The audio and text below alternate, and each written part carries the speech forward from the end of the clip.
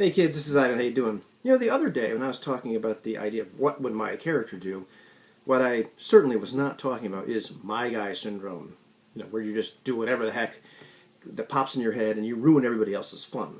And we've all known that guy. Maybe we've been that guy from time to time. That's not what I'm talking about. However, it does kind of usher in this next concept. I've had some conversations with people and read what they've written, maybe watched videos, or just actually had real conversations with them.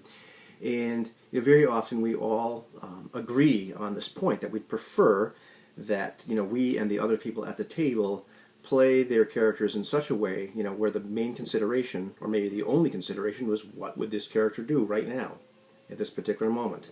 What might Cat do right now? She'd be outside his door like whining and playing with some hair tie, pretending it's a mouse or something. So if you hear that, that's what's going on with that cat.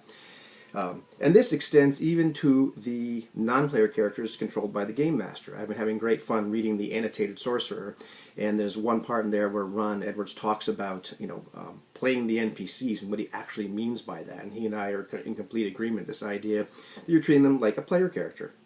It doesn't really matter whether it's an in-character experience or an out-of-a-character experience. That's kind of irrelevant. It's the idea that these people have motivations, they have goals, and they're in a particular situation right now.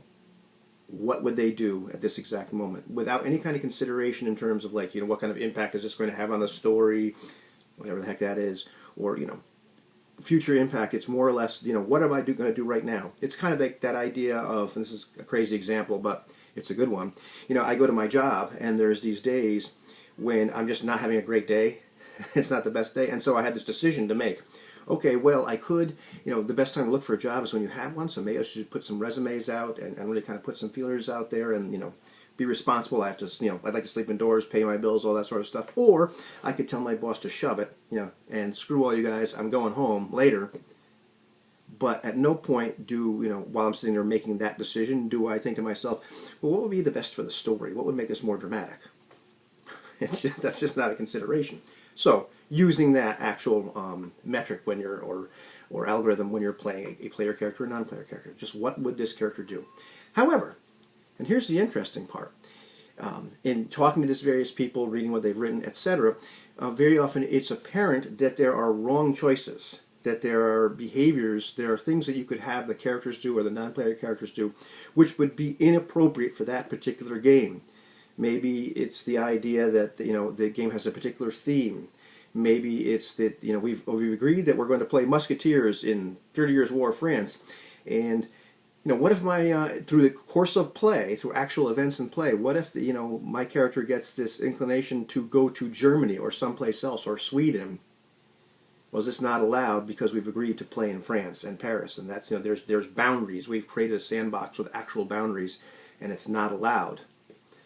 Or just there's inappropriate actions. There's things that would go against the theme, whatever happens to be. Even stuff that's written, say, in, well, I'll pick on Sorcerer because I'm reading it right now, the idea that, okay, what's your reaction to the premise?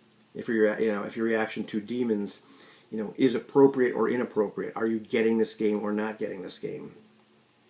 That sort of thing. And it's funny, Anthony in one of our private groups posted this video talking about kind of like bringing the right character or the wrong character to the table, and he asked the question a little bit like, how can we frame this as a group, not just as a game master?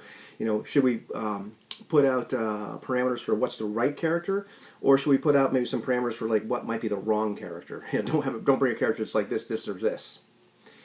And somehow all those things coming together, it kind of dawned on me that all of us, at some point in our lives in the hobby, we start to adopt some kind of gatekeeping policy or litmus test for who we're going to play with, for who we're going to have run a game. When we all talk about a particular game, the people's reactions to it, to the premise, you start to say, okay, I think I'd like to play with this person, but not that person. Just however they're going to approach however they approach gaming, or however they kind of react to a particular game, we start to cull and shape the group of people that we're going to play with, whether it's in general or in specific games. And this isn't necessarily a bad thing or elitist. This is kind of self-defense. It's like, how am I going to have the most fun? How am I going to protect myself from tedium and frustration and all those sorts of things, because there's various kinds of people out there. There's various intentions, and they don't always necessarily match. There's various play styles. So we do have this kind of bottlenecking that happens. And this can happen as a game designer, when we say this is what the game is going to be about. And either you kind of get it or you don't get it. And if you get it, well, then you kind of qualify to run and play this game. Or as a game master, we put out a pitch, and people are kind of either with us or not with us on that pitch. We get together as a group and have a session 0, and either we kind of gel or don't gel. We do some kind of culling. We do some kind of gatekeeping.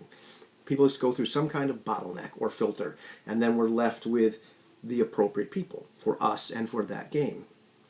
And then, and here's the interesting part to me, when the various people around the table, game master included, do what their character would do, it's appropriate.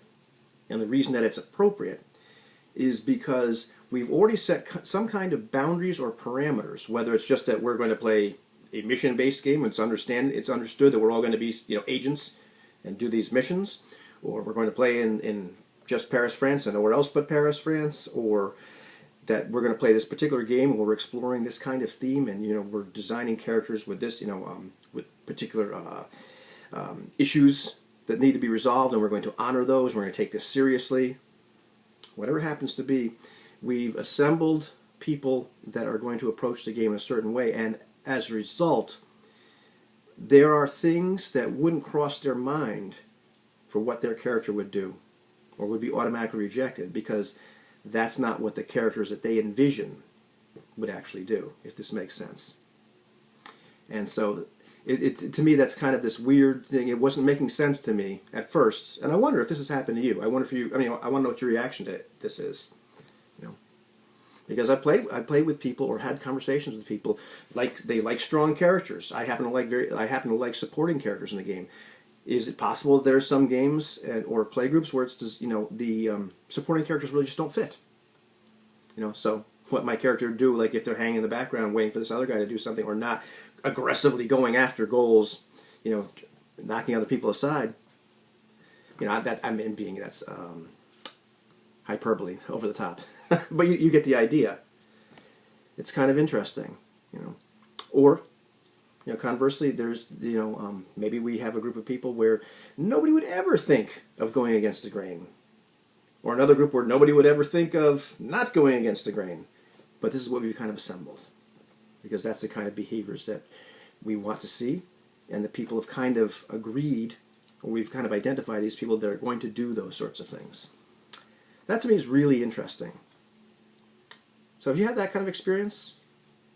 Is what your character would do at the end of the day appropriate for the people that you're playing with? Or do you find that it's inappropriate? And maybe somehow the filter never happened, or we didn't quite catch it. Anyhow, what do you think about that?